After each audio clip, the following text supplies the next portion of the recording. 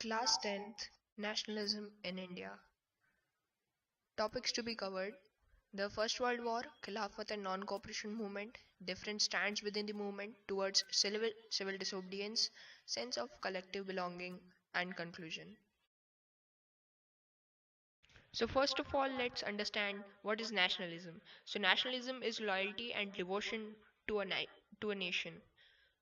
And in this chapter, we'll be picking up some instances from 1920s or 20th century and study the non-cooperation movement and civil disobedience movements, and we'll also learn that how different social groups participated in the movement. And also the timeline we are going to study is from 1914, that is the First World War, and uh, till the Pune Pact, that is in 1932. So let us start our first topic, that is the First World War and Khilafat non-cooperation movement. We'll learn this topic in various points and I'll explain those points in detail. So let's talk about the First World War. So World War One that broke out in 1914. So the First World War, that is in 1914, created a huge new economic and political situation worldwide. It led to huge increase in defense expenditure and also increased taxes, custom duties were raised, and income tax was also introduced. Now let us study the impact of the First World War on society. So between 1913 to 1918, the prices of food grains increased largely, which led to extreme hardship for the people. And the peasantry suffered from heavy rents and taxes. So villagers were called upon to supply soldiers, and this forced recruitment in rural areas caused widespread anger. After the war, foreign goods once again began to be imported, and foreign capital began to be invested in a large scale, and Indian industries faced heavy losses. Now let's see social conditions after the war. So in 1918 to 19 and 1920 to 21, crops failed in many parts of India, resulting in acute shortage of food. There was also an influenza epidemic. Also, according to the census of 1921, 12 to 13 million people died as a result of famines and epidemic. So people hoped their suffering would be reduced after the war, but that did not happen. Now, in such a critical social condition, a new leader, Mohandas Karamchand Gandhi, appeared, and he suggested a new method of action, and he was popularly known as Bapu or Mahatma Gandhi. The idea of Satyagraha.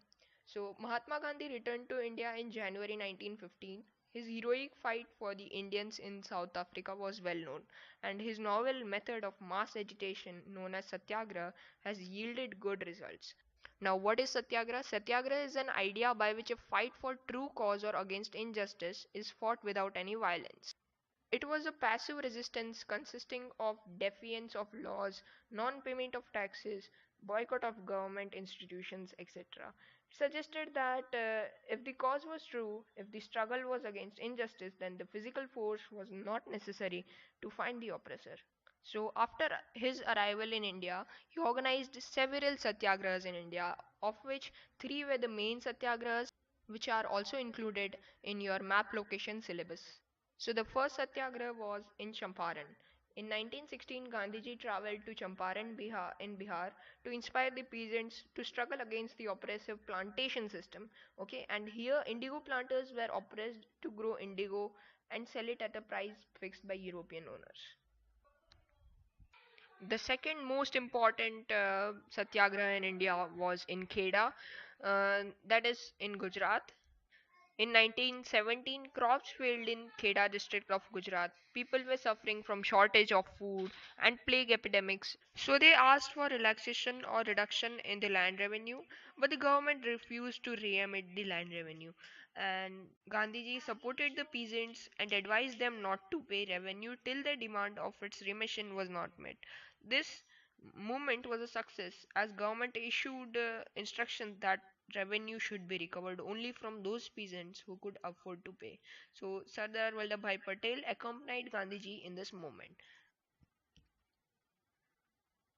So, what was this movement for? It was for relaxation and reduction in land revenue for the peasants of Kheda. The third most important satyagraha was in Ahmedabad. In 1918, Mahatma Gandhi interfered in a dispute between workers and cotton mill owners of Ahmedabad. He advised the workers to go on strike till their demands were met.